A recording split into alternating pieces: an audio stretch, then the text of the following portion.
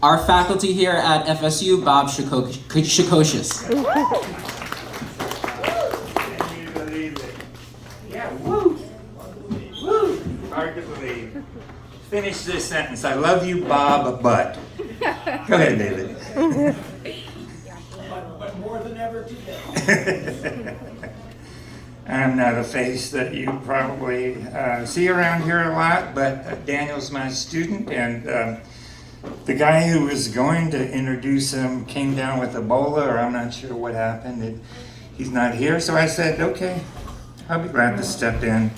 God, he's got a book of poetry. To me, that's amazing, because he's a prose writer for me.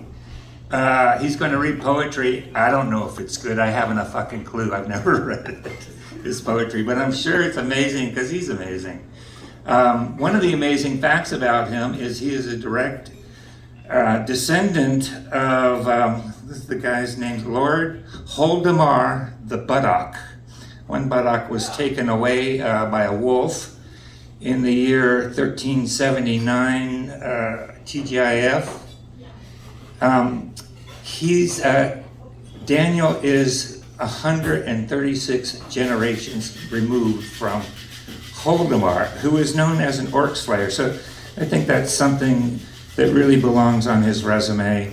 He went somewhere, I'm not sure where, let's say Harvard, and got a Bachelor of Philosophy degree, which makes him a good guy to argue with. Now he got an MFA here. I just asked him in what, since he's got a published book in poetry, and he said fiction. And now he's going to Cincinnati to get more acronyms that he can attach to his fluid identity, and from there he will join the rest of you in some kind of postgraduate hell. And what else do I want to say about him? Nothing really. I am a virgin, as you might be, to his poetry, so I'm looking forward to it. But I tell you, in my class, he has written some of the most amazing fiction. He is the first, in 30 years of teaching, he is the first really great black humorist I've had in a fiction writing class. And I think the world of him, and you will see the resemblance to Lord Holdemar when Daniel comes up here. So come on up, Dan.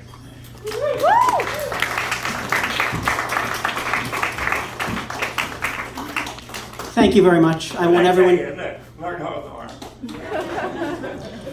I just want everyone to know, obviously, that's all lies. I'm not a writer. This microphone is not made for short people.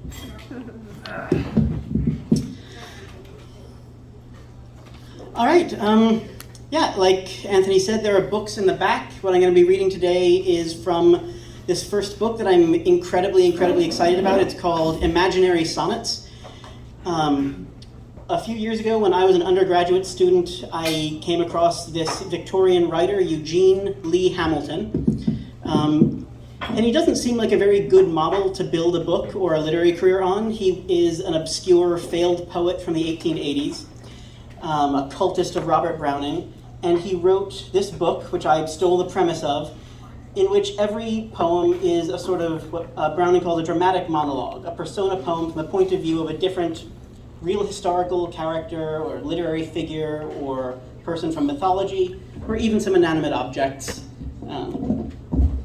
And I thought this was a perfect premise because I have no discipline or attention span. So I knew that my first book-length thing was not going to be a novel. It was going to be something where every little piece was like its own independent little thing that I could write on its own, submit on its own. And over the next 2 or 3 years, this just sort of grew. And so, yeah, I'll start reading some sonnets from Imaginary Sonnets. I'll start out with one that I think is a good one to start because it's about a bar. It's set in a bar.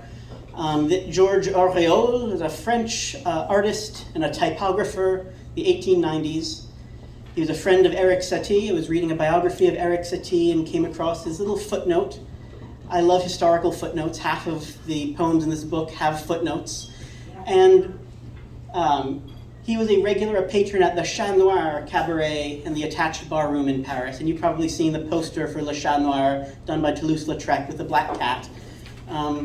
And the bar had all these knickknacks. The wall was covered with silhouette portraits and ormolu clocks and hanging scrolls.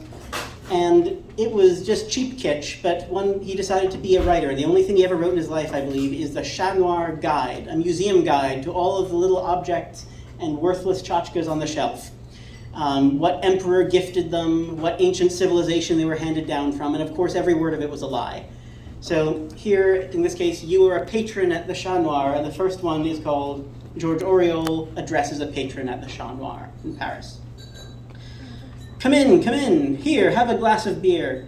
The best in France, so says the Pope, you know. I'll seat you where he sits when he sups here, beneath these poker-playing dogs. Van Gogh. Don't touch, the paint is fresh. I knew the model. Lovely gal, Alsatian, I recall. Her only vice, a weakness for the bottle. Poor dear, not drink, the bottle, that was all. These lamps were looted from the sack of Troy aboard the pirate Pinkbeard's 12-mast scow. Our beer, which I can see you quite enjoy, is brewed by tight-lipped monks who take a vow never to speak a lie. I, as a boy, was in the order, but I have left it now. Yeah. I love reading about liars. As Bob said, I've just gotten my MFA in fiction, which of course is getting a degree in lying. I look up fiction in the dictionary, that's really the only prerequisite. And I've done what all lazy writers eventually do, is I've written about writing. Here is a poem called The Great Poet, and it's after Elizabeth Barrett book about a Grub Street writer reading reviews. To call him Orphic would be a misnomer. He moves not stones, but great men's loyalties. They name him Bard Reborn and Second Homer, and God knows how he lives on royalties. His verse is a reflection of the world. No, the world itself reflects what he has written. To view his tapestry of words unfurled is then to be immediately smitten. His latest cover is speckled with awards. They dot it just like buboes on a body. The critics, oddly, and the unwashed hordes for once agree he's smart but never snotty. Anthologies and textbooks all demand him. So why is it that I can't fucking stand him? Great word. And in case anyone in this room thinks this is about them, this was published in 2018 in the journal Measure. So no subtweeting anyone. In fact, I think what's a really sad thing is that there is no one this can be about, because there's no such thing right now as a world-famous poet. At least in fiction, if you want to sell out and write a Dan Brown novel, you can. In poetry, I don't think the ceiling's lower, which for me, I love, because it means that I don't have to worry about fame and fortune. I can just sort of write what I like, these silly niche poems, and not worry about who's reading them, or who's paying for them. But being famous might be nice, don't you think? Nobody here knows. Not yet. So this next one is from Andalusia to Ampeto, and those are two characters from the Fortunatus legend, one of the oldest novels from the medieval period, where Fortunatus is the classic cultural mythical hero. He goes off, he finds the sack full of gold that never runs dry, and it ruins him. Fame is his destruction. And then his son takes up because he hasn't learned a thing. You'll think yourself a marble bust, your slate, and every creep and critic is a sponge. With every swipe across your pate, he remakes it as their own, so he can lunge full tilt at wheeling windmills with your voice, and knock them over, pin the crime on you, then leave you lying with little other choice but shrug and laugh. What are you gonna do? This gruesome sport, that's Fortune's favorite game. She'll steal your soul, that mindless, worshipped elf, until all that remains an empty name that rests, untouched, gilt-edged upon some shelf. So I've heard sung the crippling curse of fame. But no, still, I'd like to find out for myself.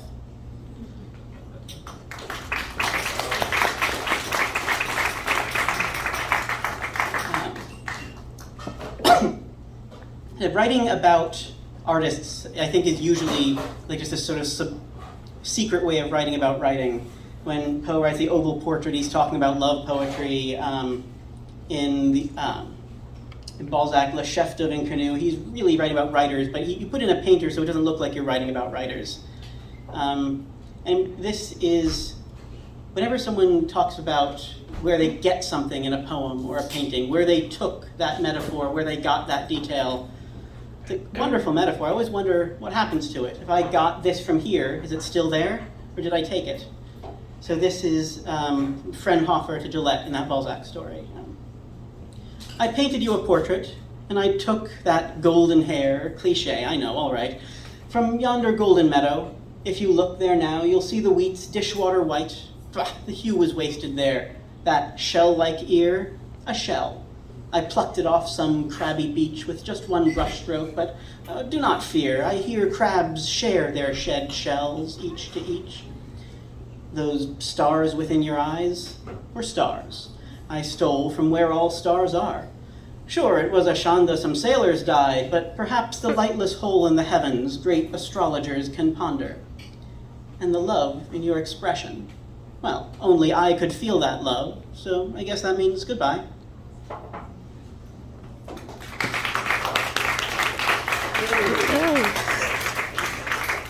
One last painting poem.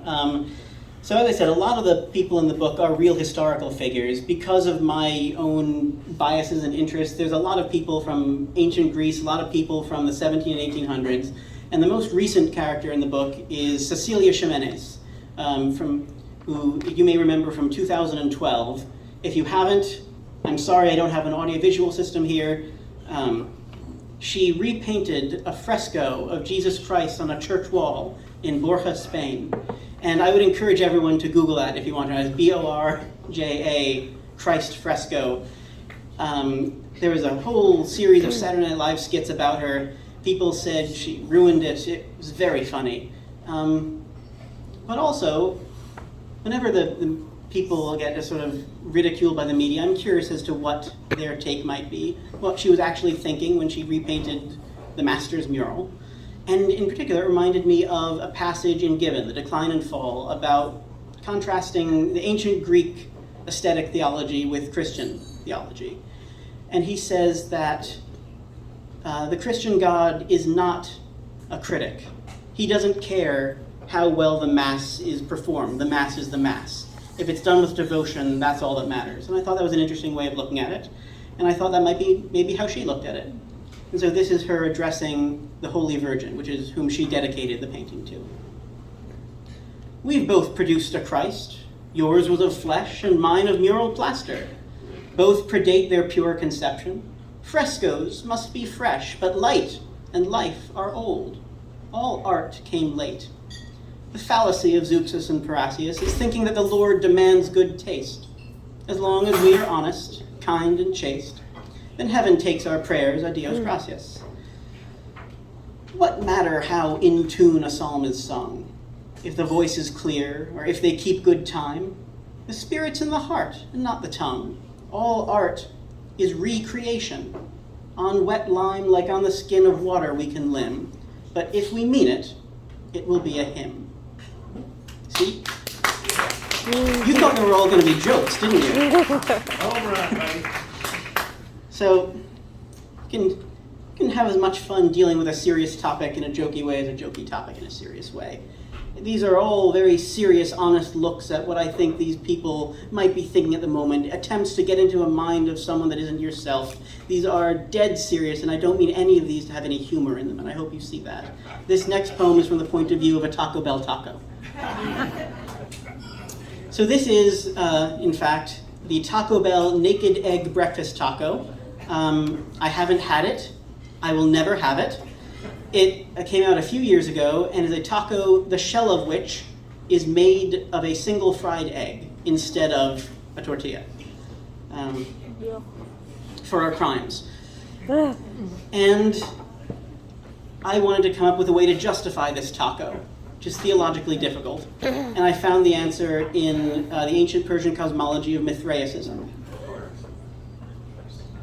Now who comes first? Sorry, this is the taco addressing the chicken chalupa. So the egg addressing the chicken. Now who comes first? That's right, I'll wager that the pecking order's changed. No more to wait, to be a dormant form? No more my fate to plumb potentiality? For what is life all in one basket? Now I feel a newfound function with my newfound form. The early bird, I've heard told, gets the worm, and breakfast is the most important meal. Is the sky falling, or is it clear at last? What's that, Abrasax? Is thy eon through? Let ousted archons rest unserved in hell, while Orphic totems reign a new repast. I contain not just myself, but I am a shell and shellless. Hail, new morning, I am new. So yeah, that's what I think a taco might say. If a taco were an adherent of ancient Orphic cosmology and were sentient. But like I said, the real fun of these is finding actual historical figures that have not been written about much before. It seems like every metric poet has an Endymion. Every poet has written their ode on Napoleon if they're writing about the French Revolution, or Robespierre. I was reading about the French Revolution a couple of years ago and came across some other figures, often in the footnotes, that I thought deserved poems of their own. This is about Antoine Simon. He was a Paris shoemaker. When they captured the king and the prince before they had figured out whether to kill them or not, they wanted to raise the young prince as an honest citizen, a laborer to put his aristocracy behind because it hadn't been tainted. And they gave him, Pierre Chaumet, entrusted this random shoemaker with his education and upbringing. And by most accounts, it wasn't a very good education. He taught him bawdy drinking songs and abused him, and then eventually he died anyway. But I always wondered why they chose this particular person, whether he thought he was a good teacher, that he was an educated man, if he knew that Simon the Shoemaker was also the name of an ancient Greek philosopher in the Platonic dialogues. So here is Antoine Simon to the Prince Louis Charles Capet. The king is dead. Long live Égalité. You'll learn to live on bread, not cakes and quince. Zut! Give some education to the prince, I'll show Chaumet. Back in the toga day, before first kings, when Peter's name was Paul, the shoemaker was Plato's favorite pupil. So I'll beat your lessons in you with an awl, and tan your hide to whip out every scruple of those wishy-washy ways you learned from Queenie. Replace that silken blouse with one of horsehair, your Latin hymns with songs a little coarser than gilt-edged storybooks of Usum Delphini. There's no fair prince, and boy, there aren't no elves. In this world, we must sew our shoes ourselves.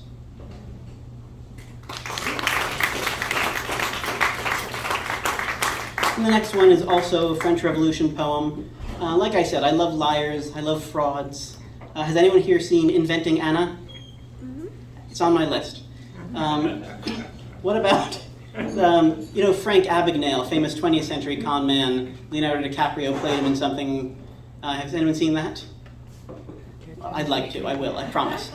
Anyway, it turns out he just made everything up recently. You see that news article? Who would have thought that the liar lied to us? He didn't actually lie to all those other people in the way that he said he lied. He was lying. It's shocking. And one of the great frauds of history is the diamond necklace affair.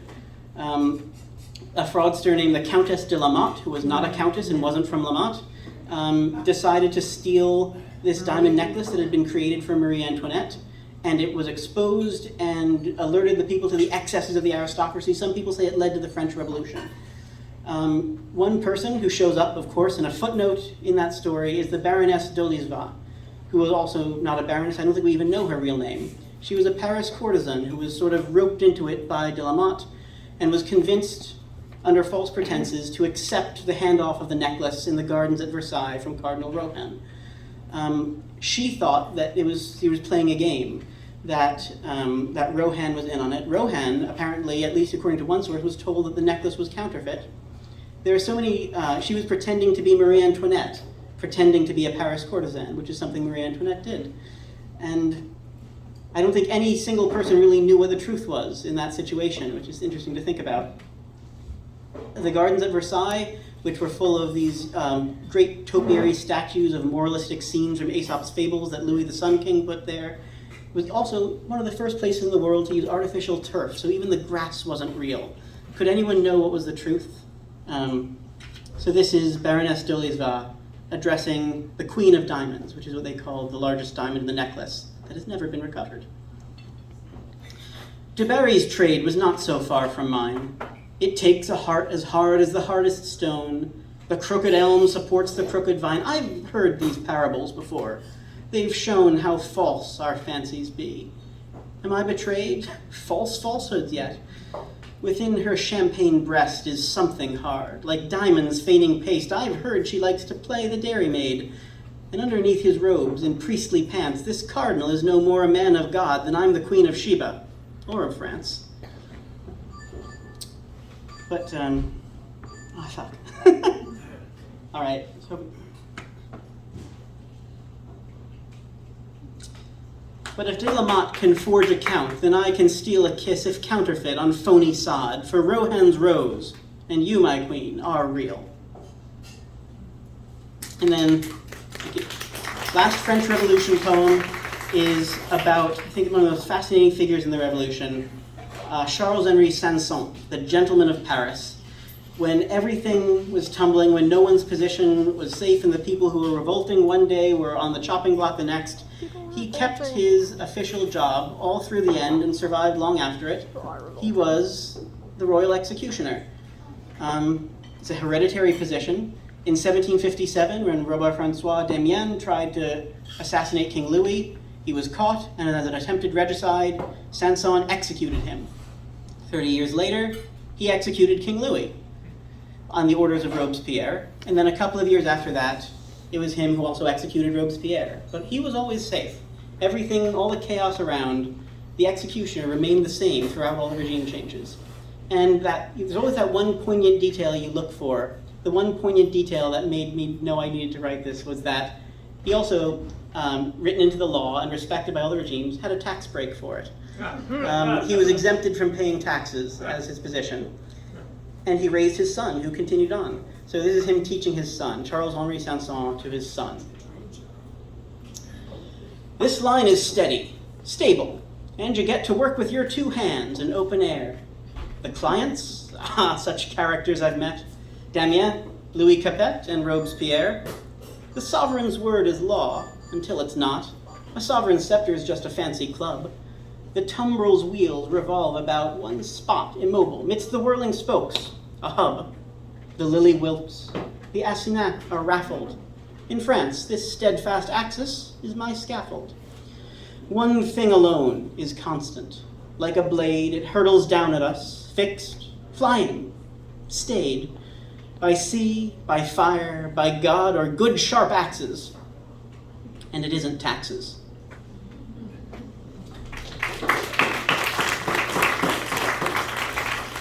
That, I think, is something good to read today in case anyone needs to dash out the door because they haven't done their taxes. Just kidding, the deadline was yesterday. You're screwed. With all my money I don't have. Good segue to some mathematics, arithmetic, sort of like taxes. I've got a poem in the book from the point of view of Eudemus of Perga, an ancient Greek geometer.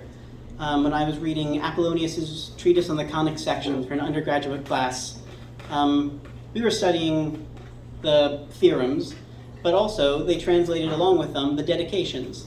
And every book of the first three books is dedicated to this other person, Eudemus of Perga, about whom we know nothing else, except that he shows up in this book. And then the fourth book asks about his health. The fifth book is undedicated. And the sixth book is dedicated to someone else. And that's all the record we have of him. That's all we know. That's all we'll ever know. But I didn't memorize that poem, so forget it. Instead, here is about the geometry itself, based on a postulate of Euclid's. One straight line addresses another straight line, traveling in the same direction on an infinite plane. We'll never meet, my love, we're parallel, and cursed to range across our faded file, parted by an inch or by an ell, as totally as by a statute mile. If this flat plane were spheric, we might bend and cross our paths. You'd make a prime meridian. But space cannot protract, my breathless friend, the laws that bind us, moral or Euclidean. I'd wish that we ourselves could bend, could curve, but Fear, what if we curve, but not by much? And then, with a single fell Lucretian swerve, we'd near and near and near and never touch. A hopeless quest, eternal and quixotic. Your form just out of reach. Love, asymptotic.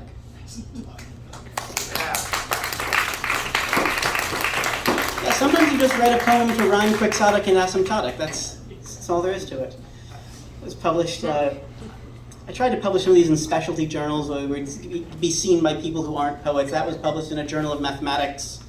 I've gotten more letters about that. Those nerds love it. And I like writing about mathematicians and scientists because unlike poets, they're useful people. They're not the great unacknowledged legislators of the world, but they change things, they have an impact. And that impact can be for better or for worse.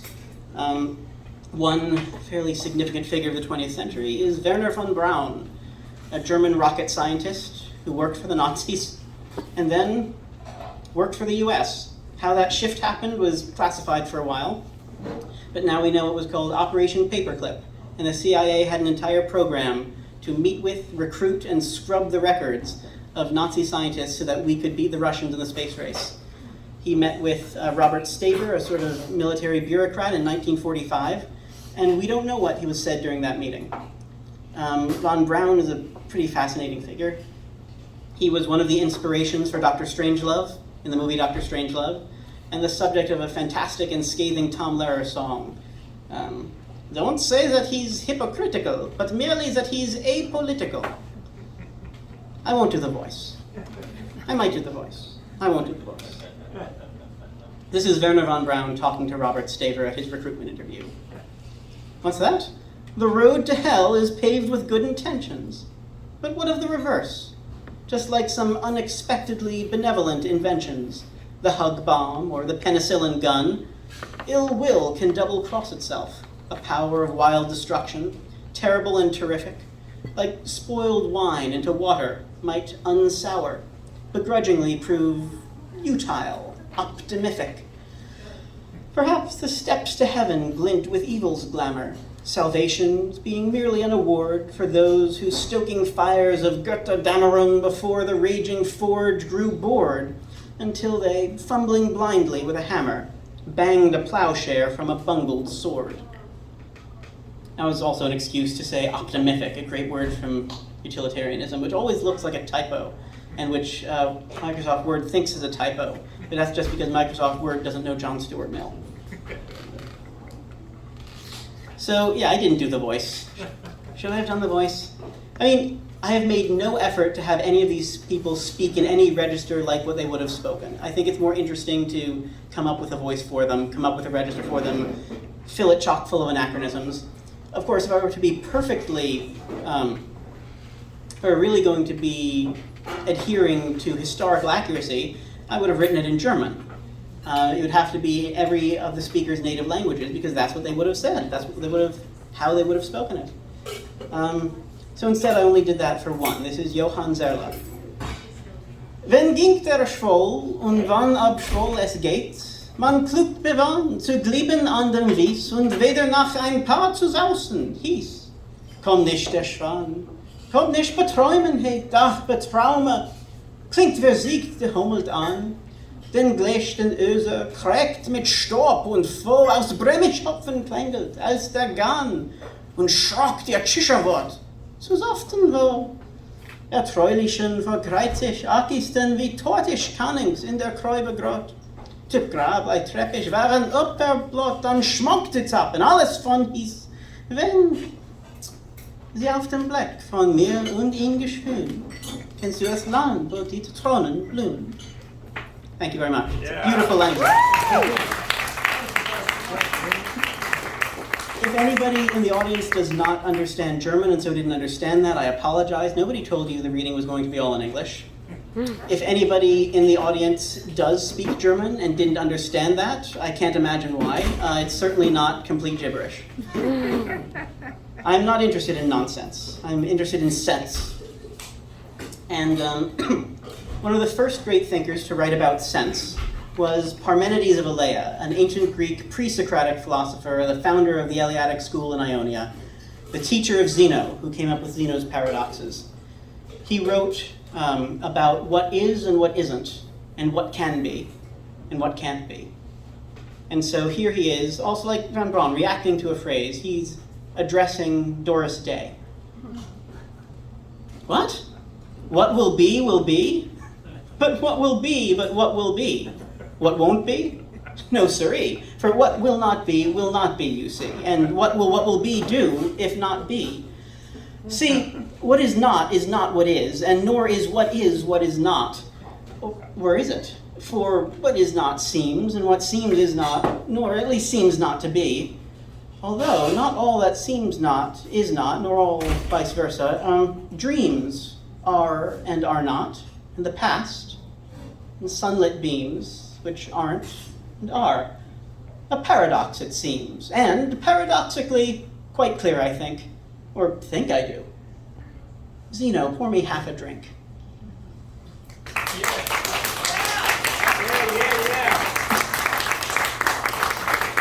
All right. Yeah, I was a philosophy major. That part was true. That's why I am the way I am. And a handful of these I've been lucky enough to publish in the magazine Philosophy Now, which is the philosophy department's answer to Scientific American. This one is not so much about the philosophy itself, but about how philosophies and ideology can get used or weaponized when it becomes an official position of a state. One of my favorite Blake poems is Proverbs of Hell, from the Marriage of Heaven and Hell. And it's not things that are true exactly or false exactly, but you can maybe see why someone would want you to think of them. And so this is just called Proverbs for Engraving onto Imperial Monuments. War is the price of freedom. Depths bewilder. The blow aimed at the beast hits him who shields it. The sword of justice best serves him who wields it. The gibbet's final victim is its builder.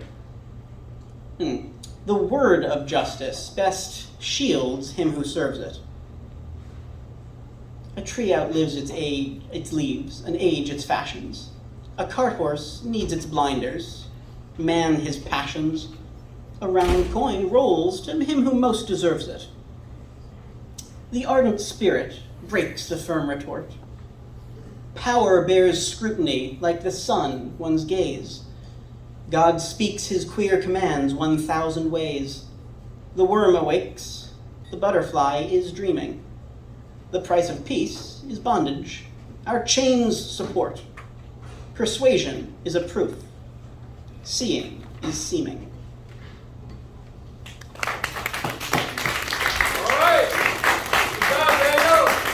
Thank you. I sort of reused one rhyme. I think that's allowed. All right, I'll end up with two quick ones. These are things that are not in the book. So I thought I would never look at another sonnet again. I was pooped. Then I had to do the copy editing. I was emailing back and forth with my publisher for 2 months about individual commas, and I found myself unwillingly writing more sonnets. So this isn't a great advertisement to the book because you won't find them in them, but it's a new one. It's got a speaker. It's Herodias from Wild Salome, but I'm submitting it because it's a lot easier to submit them without the speakers and the footnotes as poets arguing about the night. Just, poets argue about things. They keep saying things are things, but they're not those things. They call it metaphors. It doesn't make sense. So this is poets arguing about the night. Night is a nest. It is the starry mirror of waters which a rippling world reflects. It whispers prayers in long dead dialects. It breathes upon a glass and makes it clearer. Uncounted stars, like sand on night-washed shores, sift softly down over gloom-gripped lands in silence swaddled, bound in winding bands of silence like a gauze. All nights are whores. It takes the ghost of life, the time, the toil, in payment for the ghost of death that it grants. No, night is a bowl of bronze, a crawl with ants of gold. It is a spit. It is an eye. Night is a garden fed with graveyard soil, where metaphors like mushrooms multiply.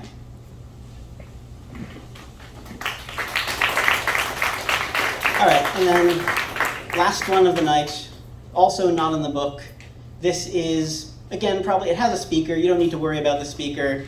It's based on the myth that when you look down into a well in the middle of the day, you can see the stars because of something about the polarization of the light. It's a stupid myth, but it's fun to think about. And it's very poetic to be romantic, but there's other kinds of poetry besides romanticism. Sometimes you just want things to make sense. So this is a rationalist addresses someone who has just fallen down a well.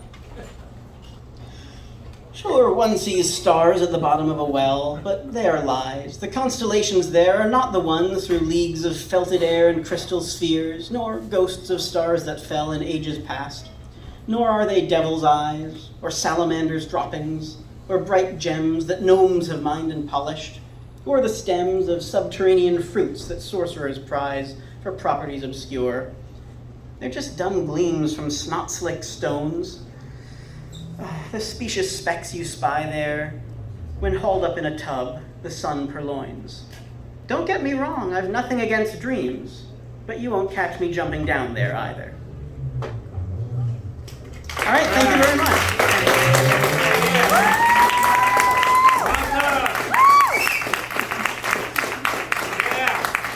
Tip your server, try the veal, and buy my book in the back. I'd now like to introduce Tiffany Palumbo, who will introduce Ameti.